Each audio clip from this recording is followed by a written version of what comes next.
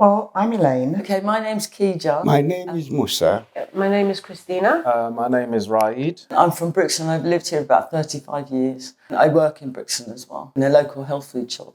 I'm a local herbalist. I'm a medical herbalist. I'm a personal trainer and I'm a barber as well. Many people you see that doing herbs in Brixton. I was the first one that was selling herbs. I'm a community researcher with Centric. I interview a wide range of people on a wide range of topics. At the moment, we are very much concentrating on health activism. It's a place that Black people almost from anywhere have known that they can come to and get things that bring them comfort. See people who are like themselves and be, in many ways, in a safe space. Sometimes a slightly disruptive space, a slightly uncomfortable space, but nonetheless, by and large, it's a space that we know about. We are reasonably comfortable moving through it. Well, I'm into organic stuff, natural stuff, yeah? And I think that's the way to go because it's a lot of illnesses stem from the food that we eat and our environment. So, Brixton is very good for, we have foods. People, before I lived here, I used to come here for food, I lived all the way in Bedfordshire, and I would come here, for food. Brixton is known for that. But the reason I came here was, I think, the reason a lot of people came here, if you weren't born here, was because I feel like we were sort of refugees from consensus reality, the whole Thatcher thing and the end of society. And we were like, actually, that's not true. And it felt like there was community here. Well, health activist it's an interesting term, and I'd say 30 years ago people wouldn't use that term. But and it's weird, a lot of people in Brixton wouldn't call themselves an activist. They would say they were eating traditionally or eating alternatively or eating complementary to what you'd call mainstream healthcare eating and so on, because people in this area have always sort of believed in looking after themselves. I would say that being a herbalist is, by its in the modern world, is by its nature health activism. Because we're pushing against the doctrine and dogma of the establishment, of the system. We're pushing back against the people who say there's nothing more that we can do for you, or this is the only thing, this is your only option. And very often it's not.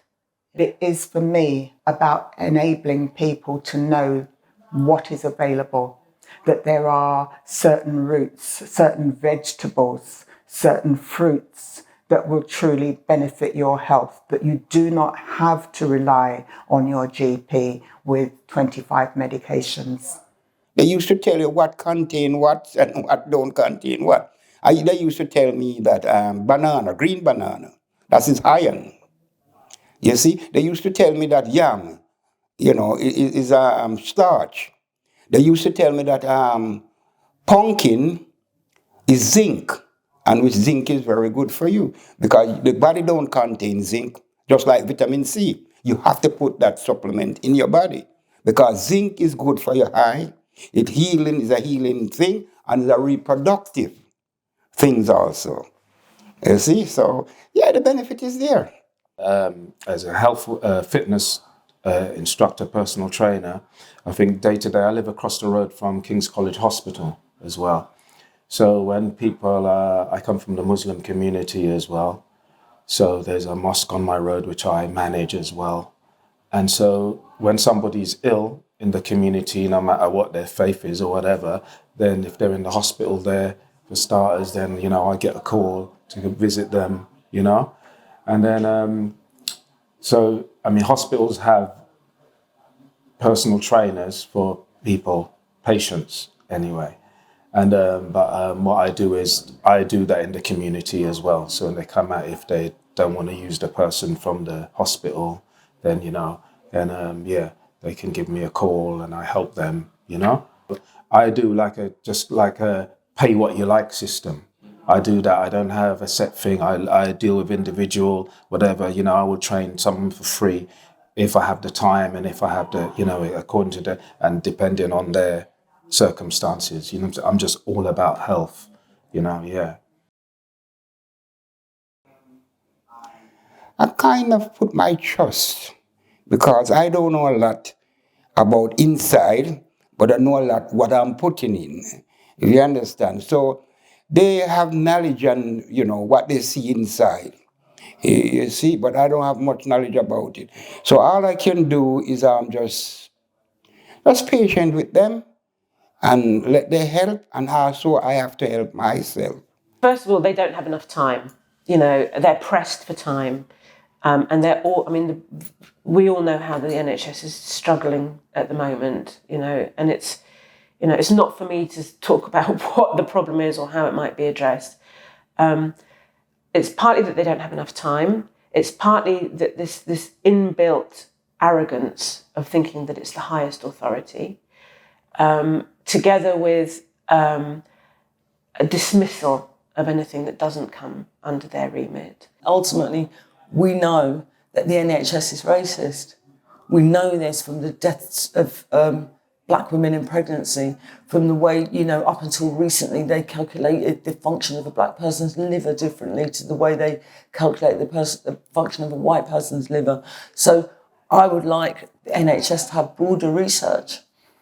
It's not it's not really an issue about not knowing. It's not paying attention. It's not taking it in. When people have, and it's not about Brixton specifically, although this is, because this was pretty much the first area that black people settled, one of the first areas.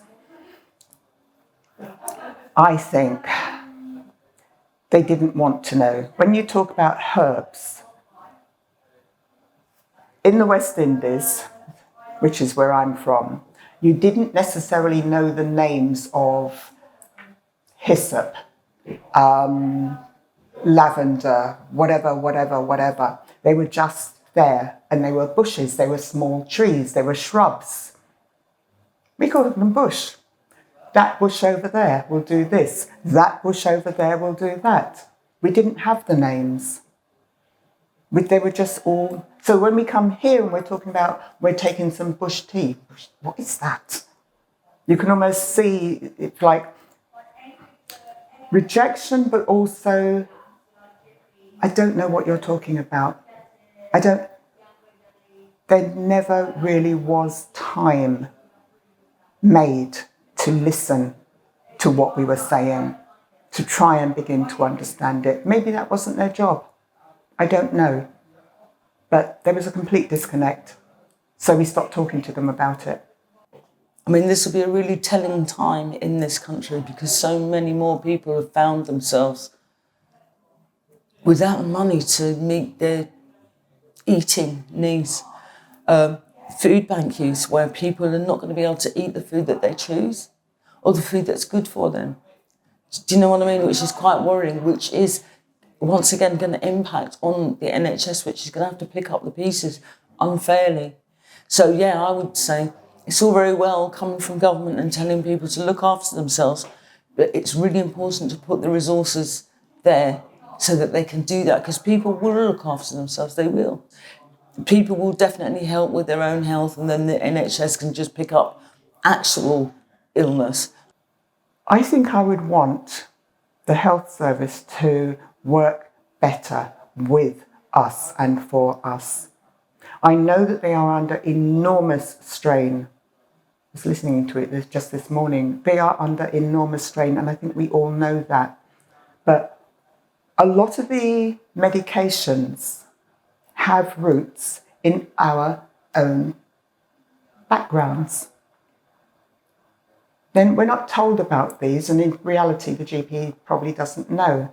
But my aunt, who trained as a nurse here, was in a lecture and was told, was asked, do you know what the components of this particular medication is? She's kind of blank.